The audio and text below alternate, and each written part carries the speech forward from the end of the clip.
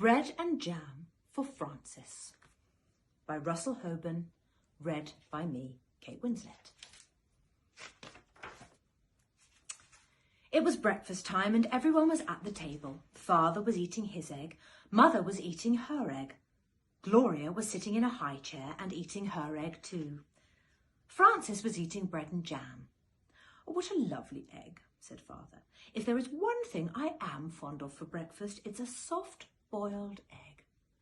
"Yes," said Mother, spooning up egg for the baby. "It is just the thing to start the day off right." "Ah," said Gloria, and ate up her egg. Frances did not eat her egg. She sang a little song to it. She sang the song very softly. "I do not like the way you slide. I do not like your soft inside. I do not like you lots of ways, and I could do for many days without eggs." "What did you say, Francis?" asked Father. "Nothing," said Francis, spreading jam on another slice of bread. "Why do you keep eating bread and jam?" asked Father, "when you have a lovely soft-boiled egg?" "One of the reasons I like bread and jam," said Francis, "is that it does not slide off your spoon in a funny way." "Well, of course," said Father. "Not everyone is fond of soft-boiled eggs for breakfast, but there are other kinds of eggs. There are sunny-side-up and sunny-side-down eggs." "Yes," said Francis, "but sunny-side-up eggs lie on the plate and look up at you in a funny way, and sunny-side-down eggs just lie on their stomachs and wait." "Well, what about scrambled eggs?" asked Father. "Scrambled eggs fall off the fork and roll under the table," said Francis. "I think it's time for you to go to school now," said Mother. Frances picked up her books, her lunch box and her skipping rope. Then she kissed Mother and Father goodbye and went to the bus stop. While she waited for the bus, she skipped and sang. "Jam on biscuits, jam on toast, jam is the thing I like the most. Jam is sticky, jam is sweet, jam is tasty, jam's a treat. Raspberry, strawberry, gooseberry, I'm very fond of jam." That evening for dinner, Mother cooked breaded veal cutlets with string beans and baked potatoes. "Ah," said Father, "what is there handsomer on a plate and tastier to eat than a breaded veal cutlet? It is a nice dish, isn't it, Mother?" "Eat up the string bean, Gloria." "Oh," said Gloria, and ate it up. She had already eaten her dinner of strained beef and sweet potatoes, but she liked to practice with a string bean when she could. "Where do breaded veal cutlets come from?" asked Francis. "And why are French-cut stringless beans called string beans?" "We can talk about it another time," said Father. "Now it is time to eat our dinner." Frances looked at her plate and sang. "What do cutlets wear before they're breaded? Flannel nightgowns, cowboy boots, furry jackets, sailor suits." Then she spread jam on a slice of bread and took a bite. "Oh, she won't try anything new," said Mother to Father. "She just eats bread and jam." "Well, how do you know what you'll like if you won't even try anything?" said Father. "Well," said Frances, "there are many different things to eat and they taste many different ways. But when I have bread and jam, I always know what I am getting and I am always pleased." "Well, you try new things in your school lunches," said Mother. "Today I gave you a chicken salad sandwich." "There now," said Father to Frances. "Wasn't it good?" "Well," said Frances, "I traded it to Albert." "What for?" said Father. "Bread and jam," said Frances. The next morning at breakfast, Father sat down and said, "Now I call that a pretty sight. Fresh orange juice and poached eggs on toast. There's a proper breakfast for you." "Oh, thank you for saying so," said Mother. "Poached eggs on toast do have a cheery look, I think." Frances began to sing a poached egg song. "Poached eggs on toast, why do you shiver with such a funny little quiver?" Then she looked down and saw that she did not have a poached egg. "I have no poached egg," said Frances. "I have nothing but orange juice." "I know," said Mother. "Why is that?" said Frances. "Everybody else has a poached egg. Even Gloria has a poached egg, and she is nothing but a baby." "But you do not like eggs," said Mother, "and that is why I did not poach one for you. Have some bread and jam if you are hungry." So Frances ate bread and jam and went to school. When the bell rang for lunch, Frances sat down next to her friend Albert. "What do you have today?" said Frances.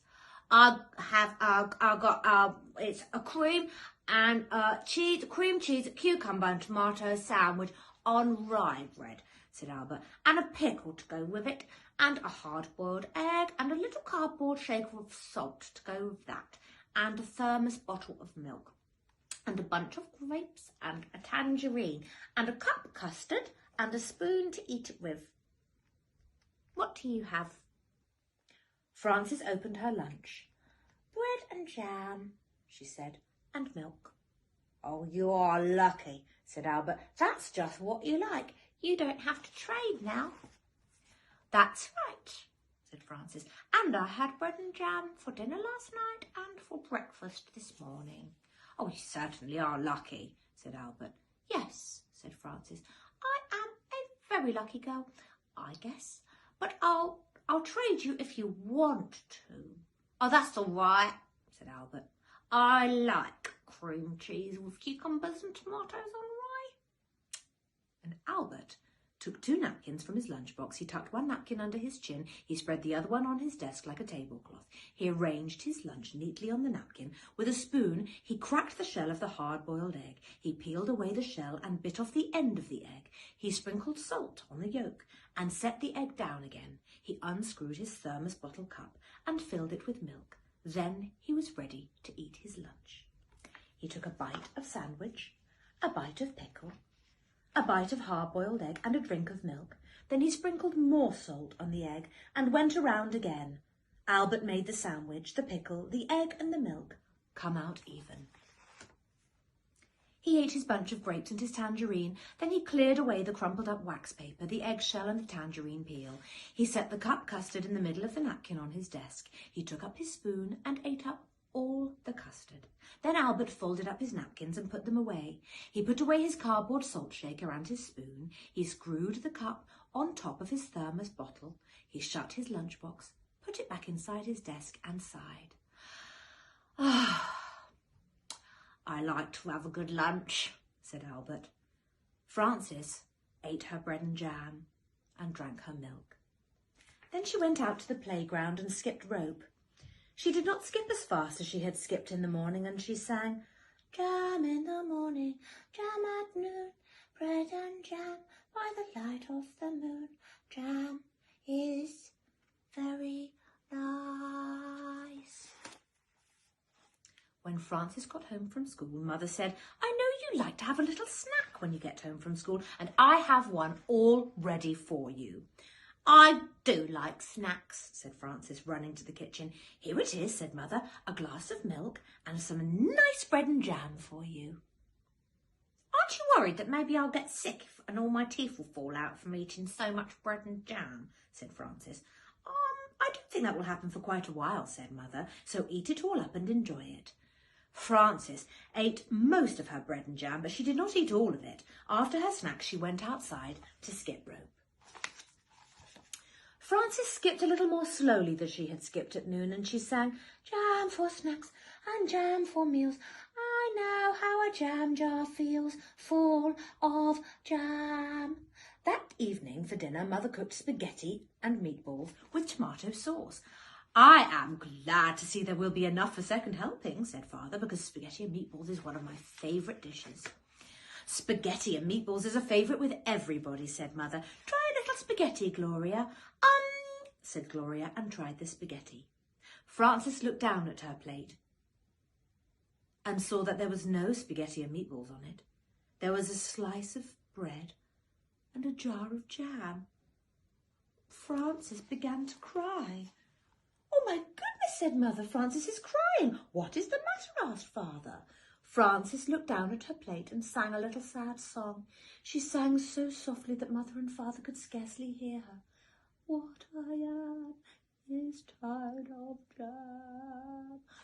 I want spaghetti and meatballs, said Frances. May I have some, please? Well, I had no idea you liked spaghetti and meatballs, said Mother. Well, how do you know what I like if you won't even try me? Asked Frances, wiping her eyes. So Mother gave Frances spaghetti and meatballs and she ate it all up. The next day when the bell rang for lunch, Albert said, What do you have today? Well, said Frances, laying a paper doily on her desk and setting a tiny vase of violets in the middle of it. Let me see.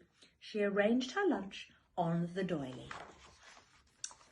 I have a thermos bottle with cream of tomato soup, she said, and a lobster salad sandwich on thin slices of white bread. I have celery, carrot sticks and black olives and a little cardboard shaker of salt for the celery and 2 plums and a tiny basket of cherries and vanilla pudding with chocolate sprinkles and a spoon to eat it with.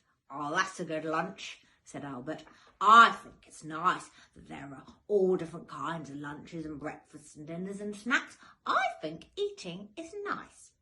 So do I, said Frances, and she made the lobster salad sandwich, the celery, the carrot sticks and the olives come out even. The end. I'm feeling really hungry now, aren't you?